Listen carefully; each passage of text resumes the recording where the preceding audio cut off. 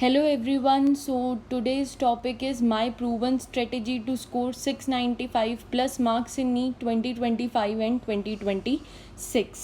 तो आज के सेशन में मैं आपको कुछ आपके डाउट्स क्लियर करूँगी एंड कुछ टिप्स एंड ट्रिक्स प्रोवाइड करूँगी जो आपको NEET 2025 और 2026 में हेल्पफुल होंगे. सबसे कॉमन डाउट जो हर 10th क्लास का बच्चा जब एक 11th क्लास में आता है तो उसके मन में ये डाउट सबसे पहले आता है कि उसको स्कूल रेगुलर में रखना चाहिए या डमी एडमिशन लेना चाहिए. जहाँ तक मेरा मानना है तो dummy admission is more preferable as it gives more time for self study, right. Dummy अगर आप लेते भी हैं तो आप किसी रिनोन्ड स्टेट से लीजिए. जैसे अगर आप दिल्ली से लेते हैं डमी एडमिशन, दिल्ली की किसी स्कूल में लेते हैं तो आपको दिल्ली DU कोटा भी मिल जाता है जब आपकी काउंसलिंग होगी. तो it is very beneficial for you अगर आप दिल्ली के किसी स्कूल से डमी एडमिशन लेते हैं. एंड क्योंकि अगर आप रेगुलर स्कूल जाएंगे तो आप टाइम मैनेजमेंट कई बार नहीं हो पाता है between self study, school and coaching. So dummy admission is preferable. Next question जो बहुत कॉमन है कि क्या कोचिंग इम्पॉर्टेंट है. So according to me yes, coaching is important because it helps in building better study routine with deep conceptual clarity. क्योंकि खुद से एक रेगुलर रूटीन बनाना is a difficult task, but अगर आप कोचिंग ज्वाइन कर लेते हैं कोई तो आपको पता है इतने से इतने टाइम तक मुझे कोचिंग में पढ़ाई करनी है, फिर आके मुझे होमवर्क करना है, तो एक बेटर स्टडी रूटीन बनता है. But due to some reasons if you are unable to join coaching, तो ऐसा नहीं है कि कोचिंग के बिना लोग नीट क्रैक नहीं करते हैं. लोग यूट्यूब से पढ़ के भी नीट क्रैक करते हैं. आप यूट्यूब पे फ़िज़िक्स वाला की वीडियोस बहुत सारी हर टॉपिक पे अवेलेबल हैं, तो आप उनको एसेस कर सकते हैं. बट आई वुड सजेस्ट कि आप कोचिंग ज्वाइन कर लीजिए क्योंकि फ़िज़िक्स वाला की कोचिंग जो है वो बहुत ही अफोर्डेबल प्राइस पे मिलती है. Now next question is which coaching is better, Aakash और PW.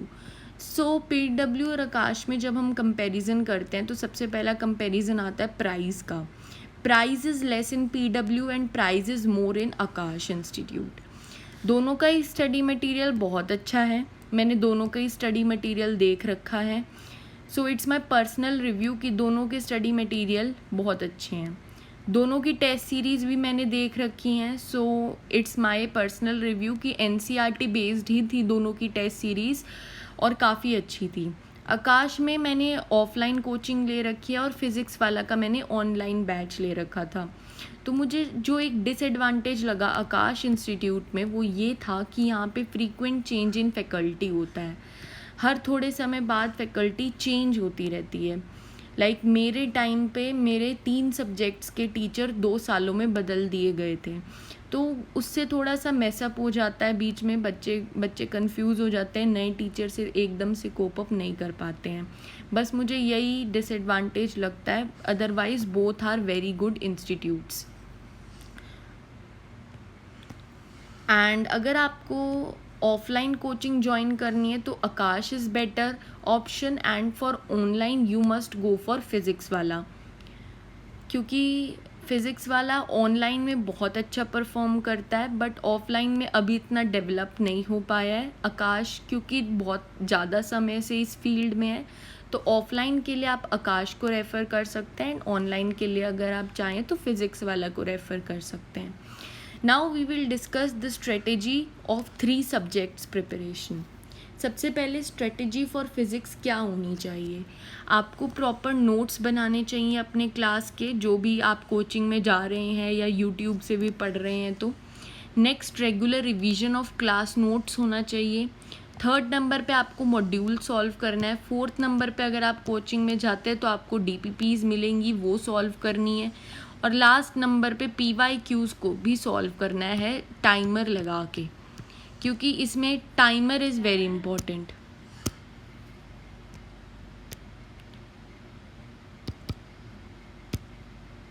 Now there is no need to read physics NCERT line by line. Physics की एनसीईआरटी को लाइन बाय लाइन पढ़ने की कोई ज़रूरत नहीं होती, just you have to read summary points and points to ponder. आपको इंटरनल क्वेश्चन सॉल्व करने हैं, आप एडिशनल एक्सरसाइज जो बैक में दे रखी होती है वो स्किप कर सकते हैं, क्योंकि एडिशनल एक्सरसाइज में काफ़ी हाई लेवल के क्वेश्चन होते हैं जो कई बार हमसे सॉल्व नहीं होते, तो हमारा कॉन्फिडेंस लेवल डाउन हो जाता है। तो इसलिए बेटर होगा कि आप वो सॉल्व ना करें, स्किप कर सकते हैं उसे, क्योंकि उसमें से कभी क्वेश्चन नहीं आया है। Now strategy for chemistry, organic और इनऑर्गेनिक केमिस्ट्री को हमें बायो की तरह पढ़ना चाहिए। बायो की तरह पढ़ना चाहिए मतलब लाइन टू लाइन पढ़ना चाहिए, क्लास नोट्स बनाने चाहिए and revise class notes regularly, फिर एनसीईआरटी रीडिंग करनी चाहिए 3rd नंबर पे, 4th नंबर पे मॉड्यूल को सॉल्व करना चाहिए, 5th नंबर पे पीवाईक्यू एंड 6th नंबर पे डीपीपी सॉल्व करनी चाहिए। देन आता है फिज़िकल केमिस्ट्री। फिज़िकल केमिस्ट्री में आपको क्लास नोट्स बनाने चाहिए और उनका रेगुलर रिवीजन करना चाहिए, मॉड्यूल सॉल्व करना चाहिए, पीवाईक्यू सॉल्व करना चाहिए। अगर आपको फ़िज़िकल केमिस्ट्री की एनसीईआरटी देखनी है तो आप लाइन टू लाइन ना पढ़ें, क्योंकि फ़िज़िकल केमिस्ट्री और फिज़िक्स जो हैं बहुत सिमिलर होते हैं, मतलब दोनों में ही क्वेश्चन सॉल्विंग ज़्यादा होती है।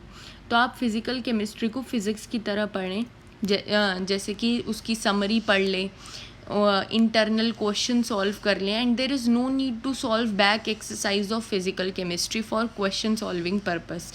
और ऑर्गेनिक और इनऑर्गेनिक में भी अगर आप बैक एक्सरसाइज को छोड़ते हैं तो it is not necessary to do it, क्योंकि बैक एक्सरसाइज में ऐसे क्वेश्चन आना बहुत रेयर चांस होता है। अगर किसी को 720 ही स्कोर करना है तो वो पढ़े, हर चीज़ पढ़नी पड़ेगी। बट अगर आप चाहते हैं कि आपके अच्छे मार्क्स आएँ तो बिना बैक एक्सरसाइज को सॉल्व करे भी आ जाते हैं अच्छे मार्क्स, क्योंकि बैक एक्सरसाइज में कन्फ्यूज़न ज़्यादा होती है करते वक्त, और नए कंसेप्ट सीखना थोड़ा कम होता है बैक एक्सरसाइज करते वक्त। Now strategy for biology is make class notes and revise them regularly.